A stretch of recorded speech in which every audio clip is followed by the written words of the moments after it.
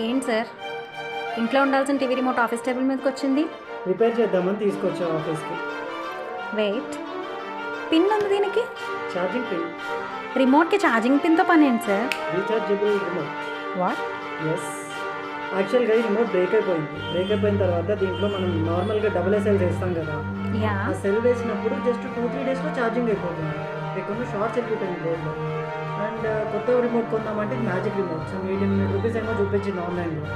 ఎందుకు అంత ఖర్చు పెట్టడం అని చెప్పేసి ఛార్జింగే కదా అయిపోయింది బ్యాటరీకి. అందుకే రీఛార్జబుల్ బ్యాటరీ చేద్దామని చెప్పి లిథియం పాలిమర్ బ్యాటరీ ఒకటి, ఛార్జ్ కంట్రోలర్ అండ్ స్విచ్, దాంతో రిమోట్ని మొత్తం రీప్లేస్ చేశాను. ఎప్పుడు కావాలంటే అప్పుడు మా ఇంట్లో మమ్మీ డాడీ ఈజీగా 2-3 డేస్ కోసం ఛార్జింగ్ పెట్టేస్తే వాడేస్తారు. వావ్, లో కాస్ట్లో లాంగ్ టైం వాడుకునే విధంగా. అంతే కదా, 800 కంటే 300 రూపీస్ బెటర్ కదా, మంచిలో ఉంటాను అసలు. యా, ఆఫీస్ మొత్తం ఇలాంటి వస్తువులతోనే నింపేసేయండి సార్. ఆల్రెడీ 4-5 ఐటమ్స్ అయితే రన్నింగ్లో ఉన్నాయి.